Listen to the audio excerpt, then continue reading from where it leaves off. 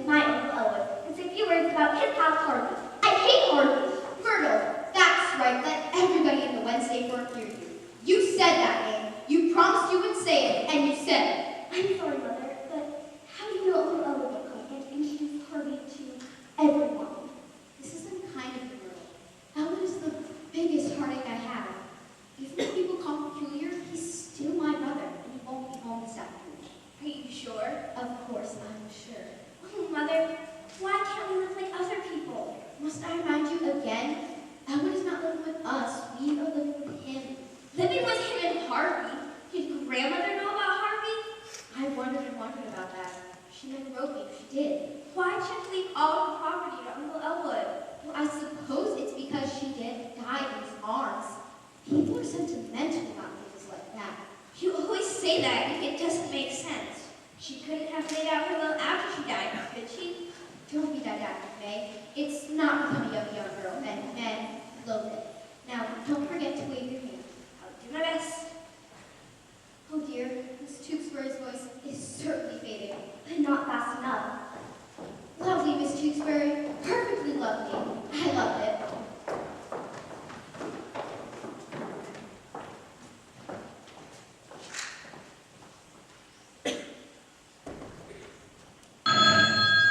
Excuse me a moment. I have to answer the telephone. Make yourself comfortable, Harvey. Hello, this is Elwood PM speaking. I'll do. Why, thank you. And what is your name, my dear? Miss Elsie Greenwald. Harvey, it's Miss Elsie Greenwald. How are you today, Miss Greenwald? That's fine. Yes, my dear, I would be happy to join your club. I belong to several clubs now. The Country Club, the University Club, and the Poker Club down to 4th Avenue Firehouse. I spend a good deal of my time there, either that or at Charlie's Place or over at Eddie's Bar. And what is your club, my dear? Harvey, I get the Ladies' Home Journal, Good Housekeeping, and the Open Road Reports for 2 years for $6.25. It sounds fine to me. I'll take it. How does it sound to you, Harvey? Harvey says it sounds fine to him also. He says he'll join too. Yes, 2 subscriptions. Mail everything to this address. I hope I get the pleasure of meeting you sometime, my dear. Harvey, she says she'd like to meet me. When? When would you like to meet me, Miss Greenwald? Why not right now? My sister seems to be having a few friends in, and we would consider it an honor if you would stop and join us. Oh, my sister will be delighted. 343 Temple Drive. I hope to be seeing you in a very few minutes. She's coming right over. Don't you think we gotta freshen up? Yes, so do I.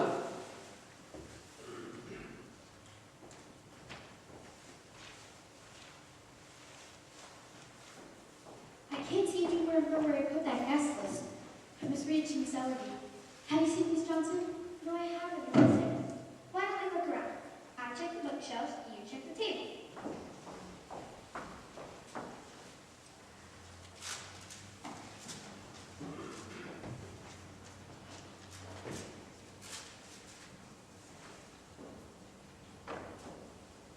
Why don't we check the couch?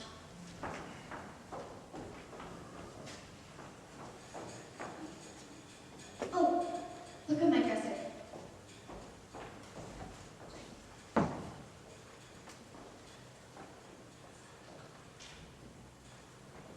Mother, Miss Chauvenet, she's asking for you.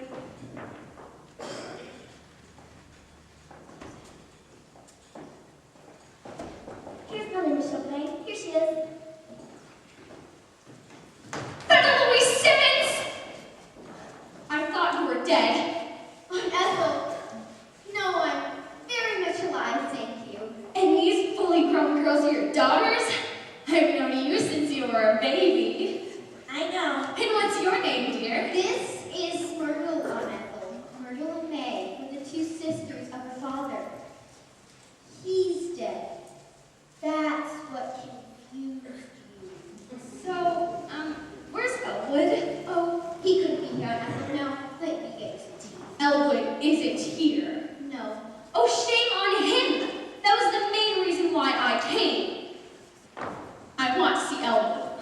Come, there are loads of people anxious to speak to you. Do you realize, Betta, it has been years since I've seen Elwood? No.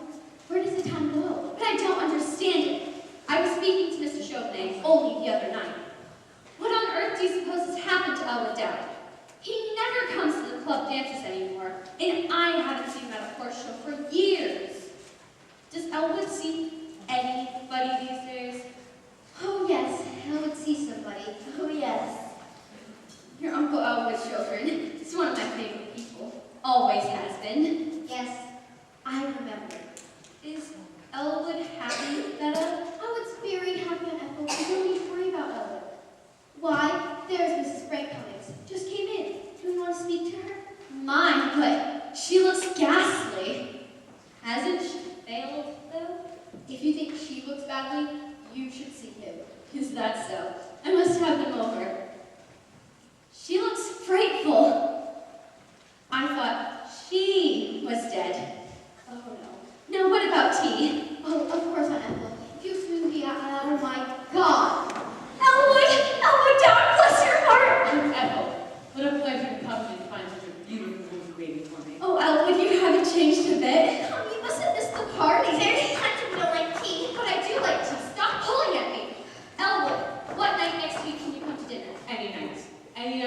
Aunt Ethel, I would be delighted. Elwood, there was some mail for you today. I brought it up to your room. Oh, did you, Betty? That was nice of you. Aunt Ethel, I would like you to meet Harvey. As you can see, he's a Buddha. Harvey, you've heard me speak of Miss Chauvenet. We always called her Aunt Ethel. She's one of our oldest, dearest friends. Oh, yes, that's it. She's the one. This is the one. He says he would have known you anywhere. You both look lovely. Come on in with me, Harvey. We want to introduce you to all of our friends. I beg your pardon, Ethel, if you'll excuse me for a moment. Thank you. Come along, Harvey. Oh.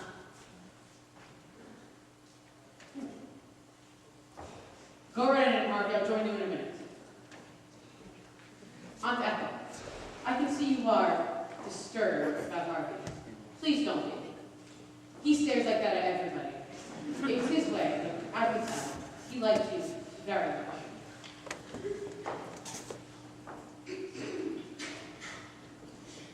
Some tea, perhaps. Not right now. I should be going. I'm so sorry. I'll talk to you soon. Goodbye. Oh, God. Oh, my God. Hey, where are you going? Up to my room. He's introducing Harvey to everybody. I can't trust those people now. I wish I were dead. No, come back. Stay with me. We'll get him out of there and upstairs to his room. I won't do it. I can't. I can't. Girls! Now, come on. Pretend I'm fixing your dress. Oh, Mother, we've got to. Pretend we're having a gay little chat. Keep looking. When you catch his eye, tell me.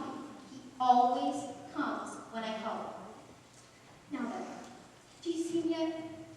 No, not yet. How do you do, Miss Cummings? Smile, can't you? Have you no pride? I'm smiling, and he's my own brother. Oh, Mother, people get run over by trucks every day. Why can't something like that happen to Uncle Elwood? Miss Simmons, I'm ashamed of you. This thing is not your uncle's fault. Out! You're sticking into that pin.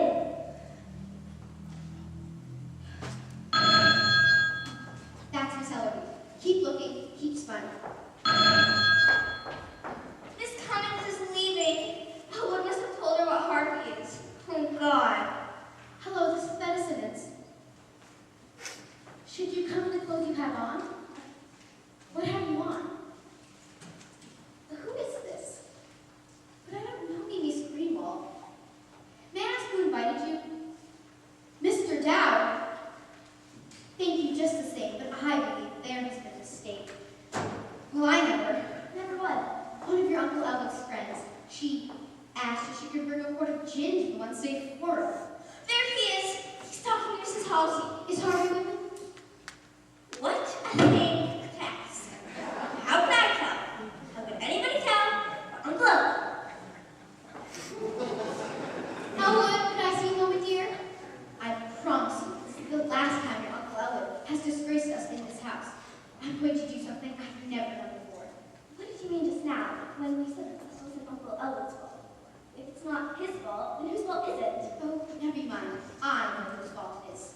Now, lift up your head, smile, and go back in as though nothing had happened. You're no match for Uncle Elwood. You'll see. Mother's waiting for you. Elwood, can I see you a moment, dear? Yes, sister. Excuse me, Harvey. Elwood, would you mind sitting in here and waiting for me until the party's over? I want to speak to you. It's very important. Of course, sister. I happen to have a little for time right now. You're welcome to all of it. Bella, do you want Harvey to wait too? Yes, Elwood, I certainly do.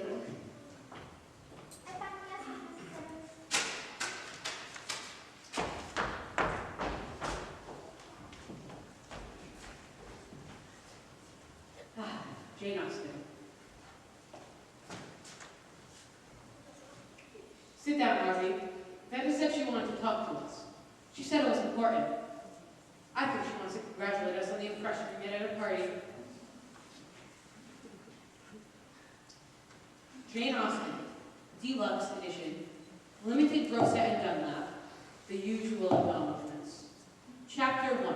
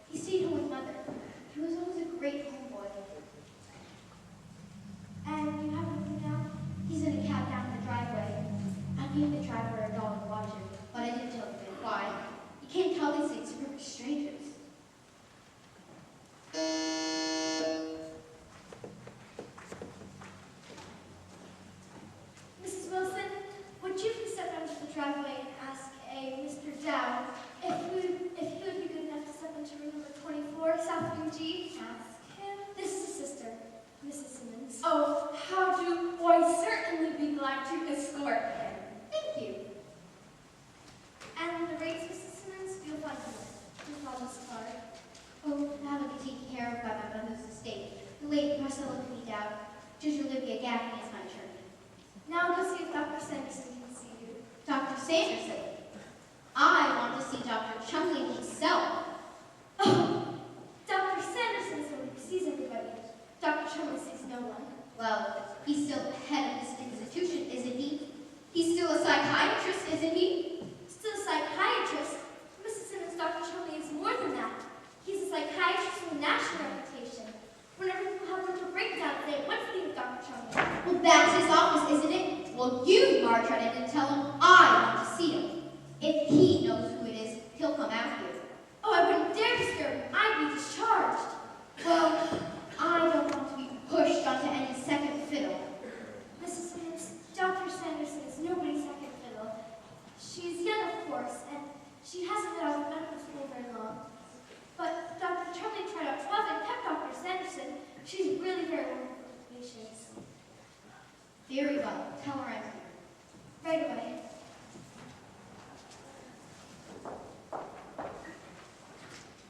Oh dear. Oh dear. Meta, isn't this wonderful?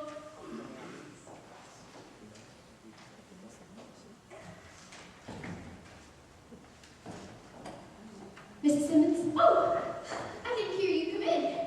You startled me. You're Dr. Sanderson? Yes, won't you be seated? Thank you. I hope you don't think I'm chummy like that all the time, but Of course not. Miss, Kelly told me you're concerned about your brother. Dowd, is it? Elwood P. Dowd? Yes, that's it. This isn't easy for me, Doctor. Naturally, these things aren't easy for the families of the patients. I understand. It's what Elwood's doing to himself, Doctor. That's the thing. The girls have a right to nice friends. They're young and their whole life is before them. Those are my daughters, Miss Myrtle and Miss Her Simmons. daughters. How long has it been since you began to notice any peculiarity in your brother's actions? Oh, I noticed it right away when my mother died, and the girls and I came back from Des Moines. I could see that he... Hush, Mrs. Simmons. Take your time, don't strain. Let it come, I'll wait for it. Doctor, everything I tell you is confidential, isn't it? But that's understood. Because it's a slap in the face to everything we stood for in this community, the way Elwood is acting now. I'm not a gossip, Mrs. Simmons. I'm a psychiatrist. Well, for one thing, he drinks. To excess? To excess? Well, don't you call it excess when a man never lets a day go by without stepping into one of those cheap taverns, sitting around with riffraff and people you've never heard of, inviting them back to the house, giving them food and money, and here I am trying to get the girls started with a nice group of young people. If that isn't excess, I'm sure I don't know what excess is. I didn't doubt your statement, Mrs. Simmons. I merely asked if your brother drinks.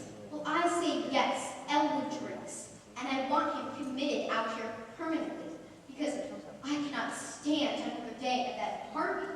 We have to set a place at the table for Harvey. We have to move over on the sofa to make room for Harvey. We have to answer the telephone when Elwood calls and ask to speak to Harvey. Then, at the party this afternoon, with Miss Chauvenet there, we hadn't even heard of Harvey until we came back here. Doctor, don't you think it would have been a little bit kinder of Mother to have written us about Harvey? Be honest now, don't you? I really couldn't answer that Well, question. I can. I say yes. It certainly would have.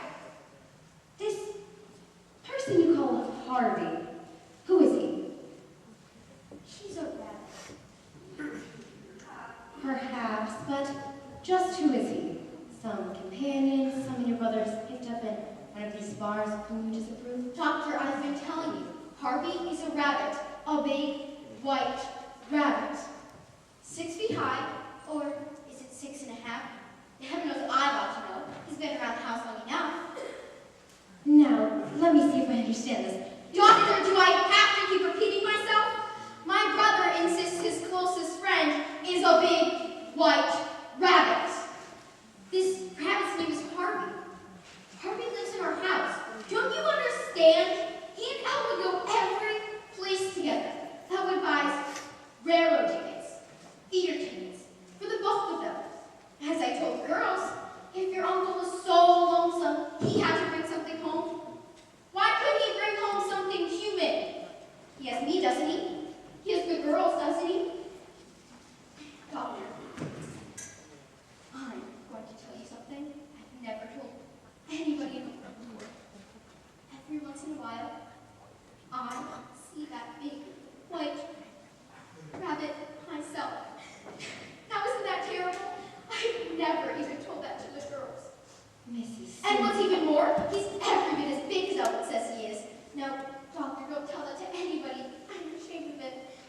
Mrs. Simmons, I can see that you've been under a great nervous strain recently. Yes, I have. Grief over your mother's death depressed you considerably. Oh, nobody knows how much. You losing sleep? How can anybody sleep with that going on? Short-tempered overtrifles? You try living with those two and see how your temper holds up. Have you had a loss of appetite? You tried to get with my brother and Big White Rabbit. No, we'll hang none of it. I'll sell the house, be a appointed conservator of my mother's estate, and the girls and I will be able to entertain our friends in peace.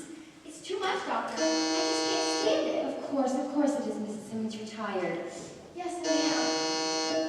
You've been worrying a great deal. Yes, I have. I can't help it. And now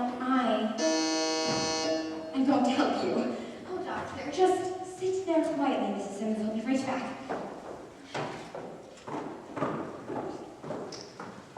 I'll just go down to the cabinet on some things.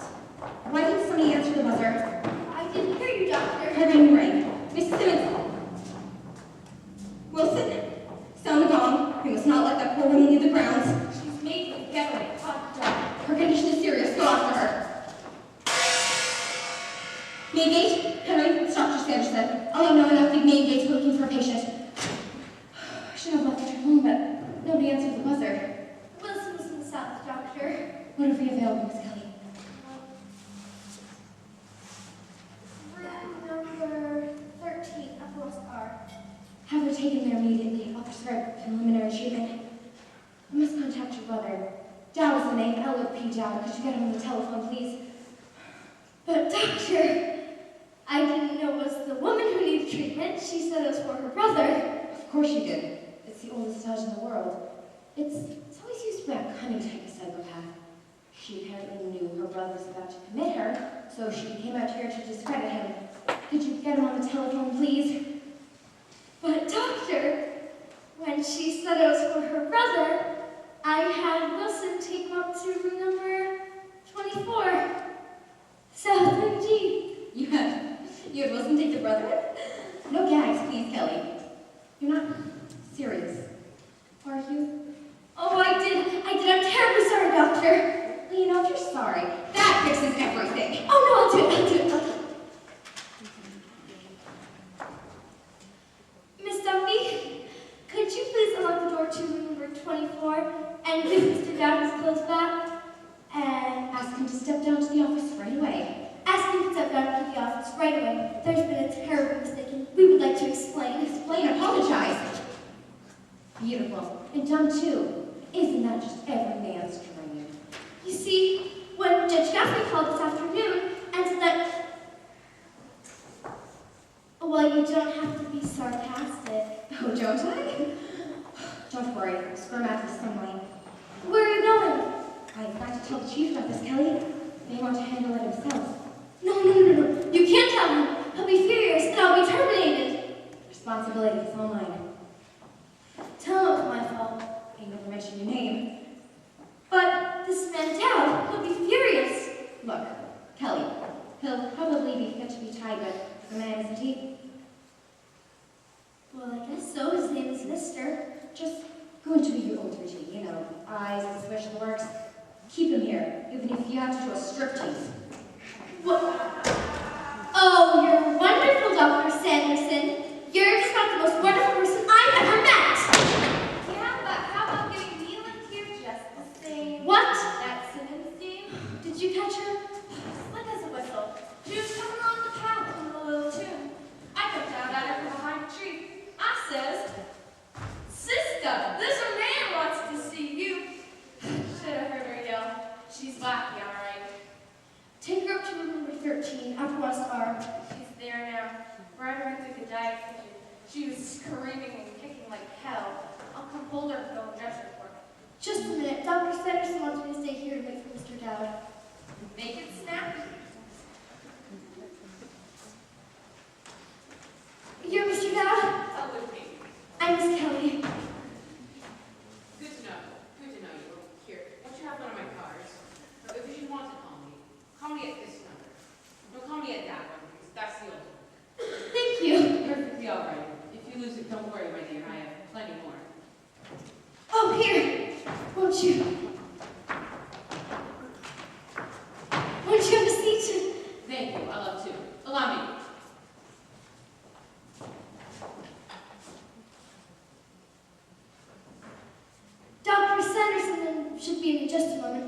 down. After you, my dear. Oh, I really can't. I'm in and out of time. Please have a seat. After you.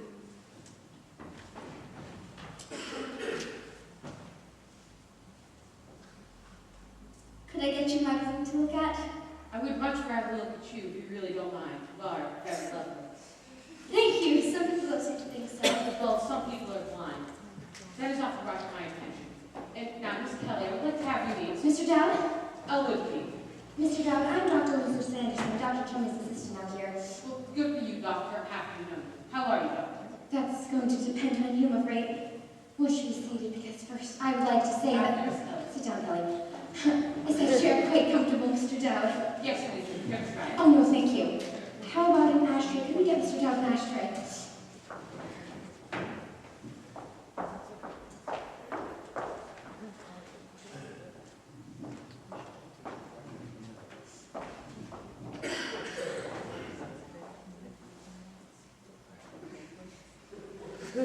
Is it too hot in here for you, Mr. Dowd? Would you like for me to open the window? Mr. Dowd, Dr. Sanderson would like to know if she should open a window. That's entirely up to her. I wouldn't presume to live her life for her. Now then, Mr. Dowd, I can see you're not the type of person to be taken in by any high-flown phrases or beating around the bush. Is that so, Doctor? You have us at a disadvantage here.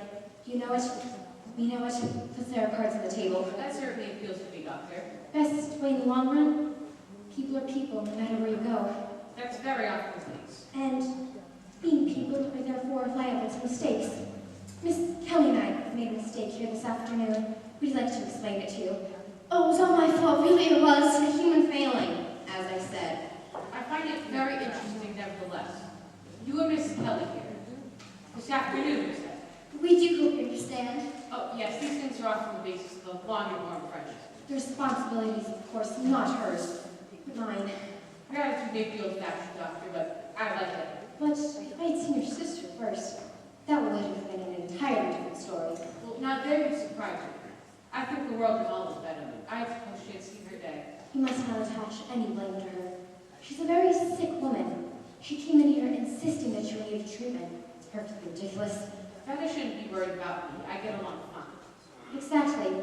But she had already spoken to Miss Kelly here, and there'd been a call from the lawyer, Judge Gaffney. Oh, yeah, I know her. Know her husband's wonderful people. Oh, is there something I can get for you? What did you have in mind? I liked here. Let me get you a light. Your sister, she was extremely nervous. She plunged right away into a heated tirade on your drinking. That was better. She became hysterical. I tell Ben not to worry about that. I'll take care of it. Of course, I suppose you're like everybody else. Take a drink now and then, the same as the rest of us. Yes, I do. As a matter of fact, I would like one right now. As a matter of fact, so would I. But your sister's reaction to the whole matter of drinking was entirely too intense. Does your sister drink, Mr. Dowd? Oh, no, Doctor, no. I don't believe Benna has ever taken a drink. I'm going to surprise you. I think she has and does constantly. Well, I am certainly surprised. But it's not her alcoholism that's going to be the basis for my diagnosis of her case. It was when she began talking so emotionally about this big white rabbit.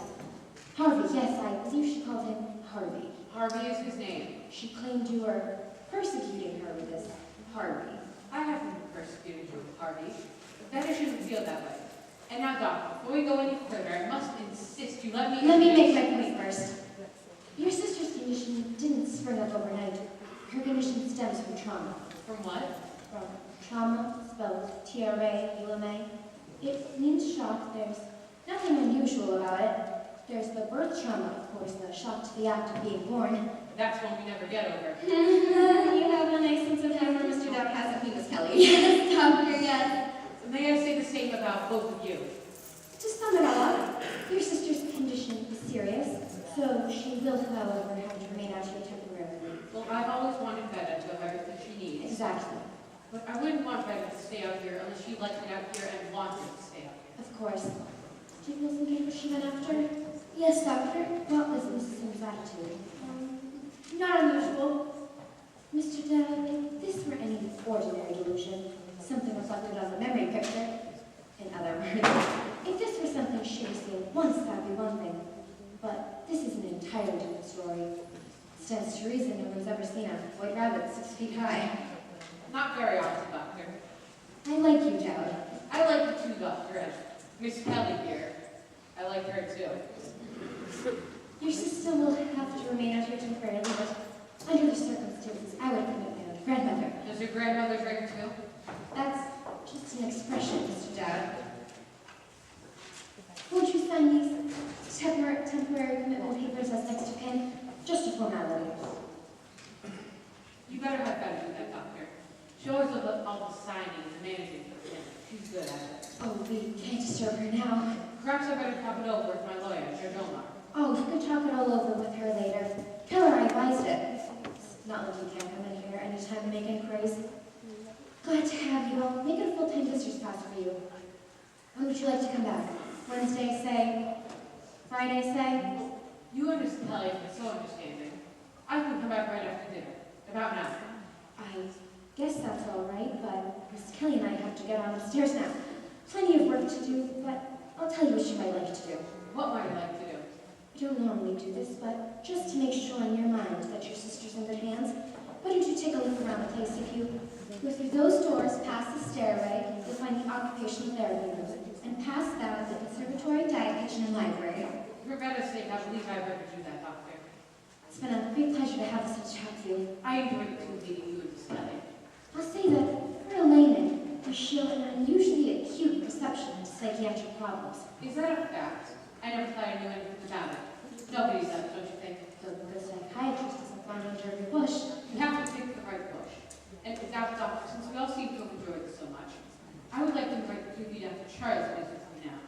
But I enjoy people, I like to stay right with them. Oh, we're busy around here. Give us a rain check some other time. Be glad to. When?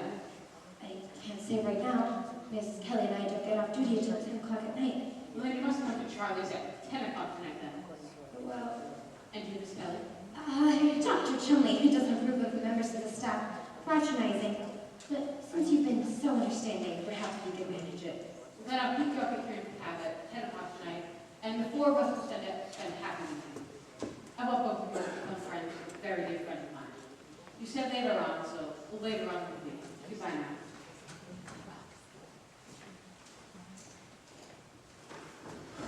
Oh, now I can breathe again. Boy, that was a close shave, all right. That man is proud. What he asked to be proud of, I'm not sure. I played up to that pride. You can get to almost anybody if you want to. Now, I must look in on that single woman. Dr. Sanderson, you say you can get to anybody if you want to. How's that? Takes a study, Kelly. Years of specialized training. There's only one thing I don't like about this down business. And what's that? Having to make that little date with him. The man does leave a good friend in the booster of this sanitarium, so I guess I'll have to go, but you don't have to. Oh, No point in it. I'll have a drink with him, pat him on the back, and leave. I've got a date to make anyway. well, you know, I didn't intend to go anyway. I didn't intend to go if my life depended on it. I didn't intend to go if I never went anywhere again. What's wrong with you, Kelly? What are you getting so emotional about? Well, he may be a peculiar man with funny clothes, but his manners were perfect. I saw you giving him that dog little stare. I didn't miss that. He wouldn't sit down till I sat down. He told me I was lovely and called me dear. Look at him. He doesn't work. All that corny bowing and getting up out of his chair every time a woman makes a move. Why, he's as outdated as a cast iron deer. Would you sit in a bar and let him flatter you? You're a wonderful girl, Kelly. Well, of all the... Miss Kelly, Yes, doctor. tell the gardener to prune very carefully around my prize bed, along the fence by the main road. They'll be ready for cutting. The difficulty of the woman who sees the rabbit has been smoothed over. Yes, doctor, I spoke to her brother. He seemed quite reasonable. Well, I have had several patients out here who see animals. I've never before had a patient with an animal that large. Yet, doctor, she called him Harvey. Harvey. Unusual name for an animal, any kind. Harvey is a man's name. I have had several men in my community. Harvey, but never any type of animal with that name whatsoever. This case has an interesting case. Yes, doctor. I'll now go in and look at those. Maybe that we can use my formula, 977 on her. I will give you my advice, right? Thank you, doctor. And now may I ask, whose hat and coat is that? What is it doing on that chair? I don't know, is it Dad's? No, Doctor, Jen's had it on. Hand me the hat. There may be some form of expectation. Here, 2 holes cut in the front of the hat. See? That's strange. Something bad. Put them away. Hang them up. Get them out of here.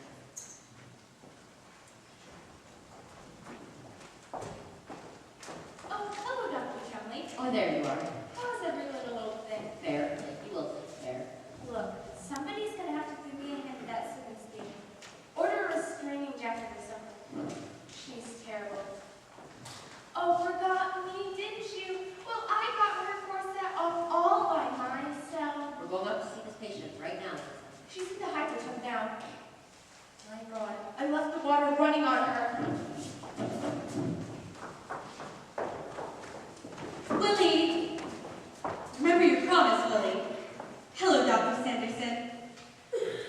Willie, you haven't forgotten about Dr. McClure's cocktail party, have you? Willie, we promised them faithfully. That's right. I have to go upstairs now and look at them. Be done for. Make a little quick diagnosis, Willie. We don't want to be late to that party. I'm glad to see the inside of that house.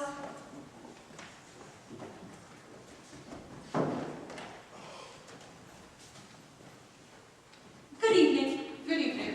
I'm Mrs. Chumley, Dr. Chumley's wife. I'm happy to know you. Dowd is my name, Elwood P. Here, let me give you one of my cards. Now, if you should want to call me at this number. Or call me at that one, because that's the old one. Thank you.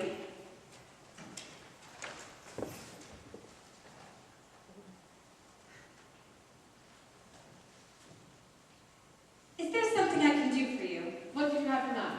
You seem to be looking for somebody. Yes, I am. I'm looking for Harvey. I went off without him. Harvey. Is he a patient here? Oh, no, nothing like that. Well, does he work here? No, he's what you might call my best friend. He's also a puka. He came out here with me in bed this afternoon.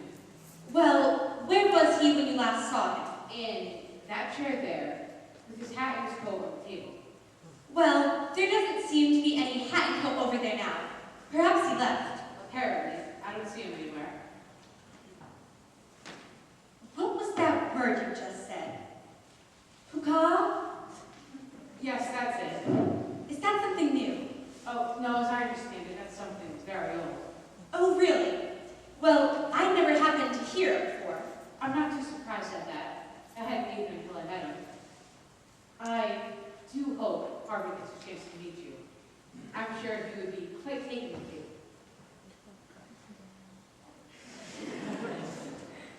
Well, thank you.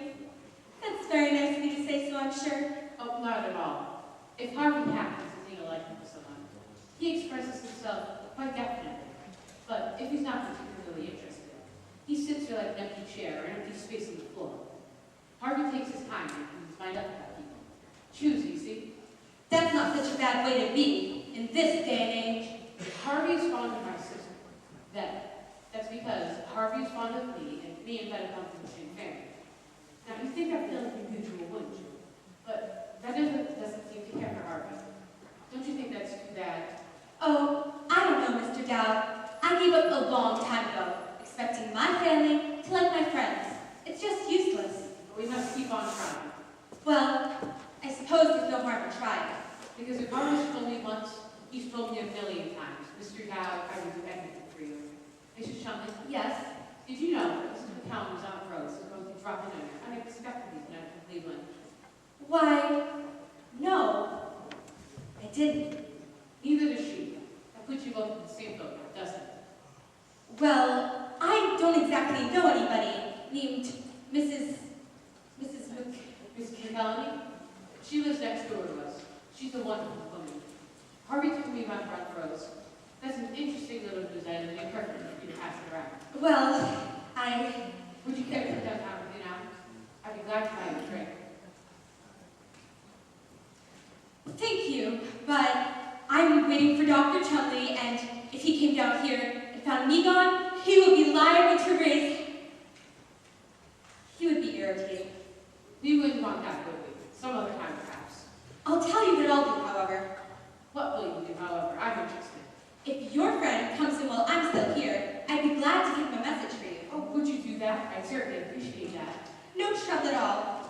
it down the back of this.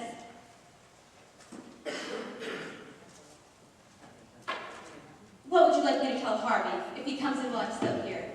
Tell him to meet me downtown if he has no other plans. Meet Mr. Dowd downtown. Any particular place downtown? He knows where. Harvey knows this town like a book. Harvey, you know where. Harvey what? Just Harvey. I'll tell you what. What? Doctor and I are going straight downtown to 12th and Montague. Dr. McClure is having a cocktail party. A cocktail party at 12th and Montague. Yes, we're driving there in just a few minutes, and we could give your friend a lift into town. I hate to impose on you, but I certainly appreciate that. No trouble at all. Dr. McClure is having his party for his sister from Wichita. I didn't know Dr. McClure had a sister in Wichita. You know Dr. McClure? No. But You're quite sure you couldn't come downtown and have her drink? I really couldn't. But thank you just the same. Some other time, maybe. Thank you. Well, I enjoyed having this talk with you, and I hope to meet you again. Yes, so do I. Oh, you can't miss Harvey. He's very tall. Like that.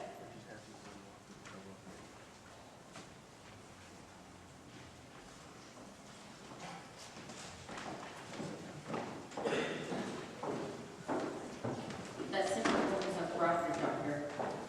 Refuses weapons and she sees this rabbit. Insists it's her brother. Give her 2 of these at 9, another at 10 if she continues to be harassed. Another trip to the high room at 8, and then one at 7. Then we'll see if she won't cooperate tomorrow. Won't we, Doctor? Yes, doctor. You know where to call me if you need me.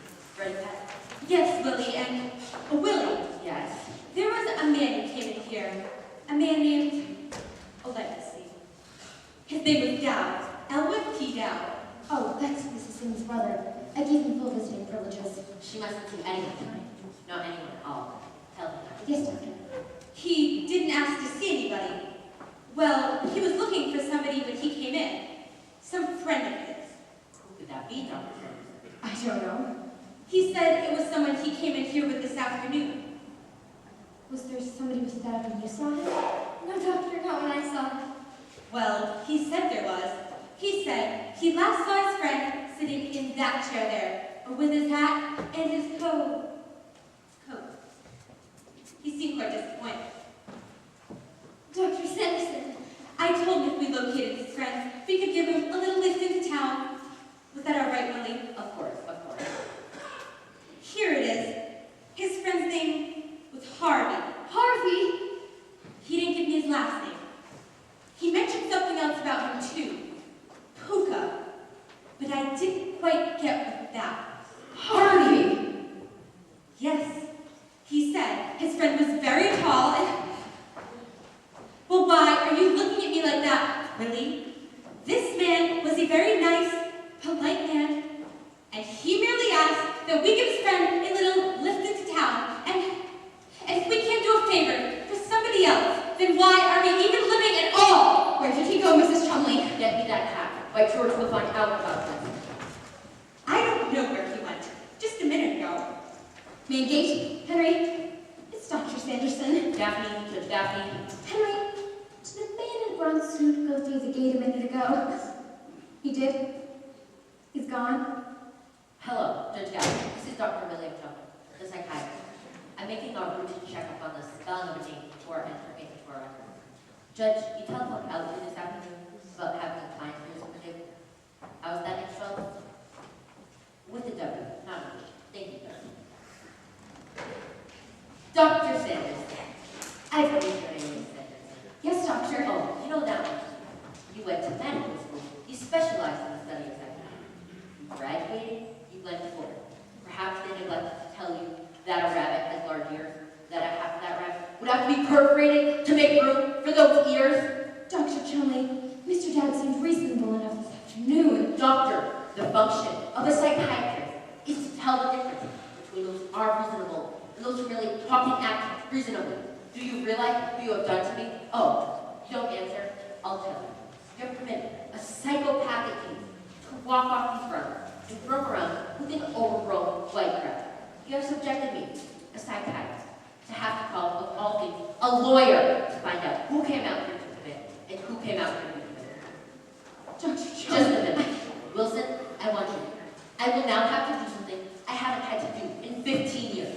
I will have to go out after this patient, Mr. Elwood P. Dowd, and bring him back.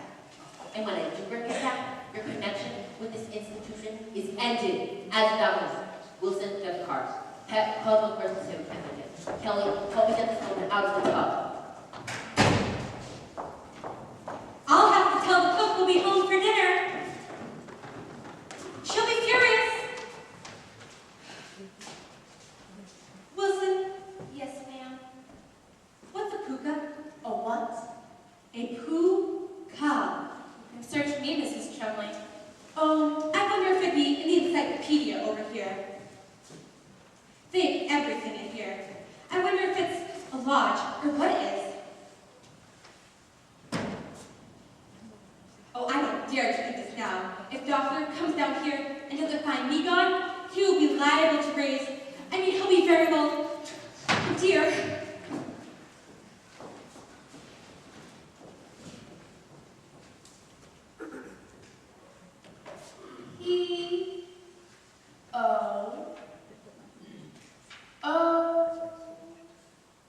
P-O-O-K-A.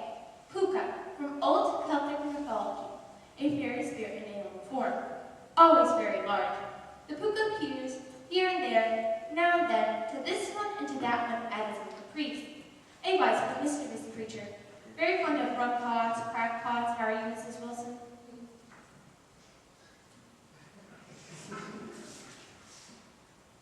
How are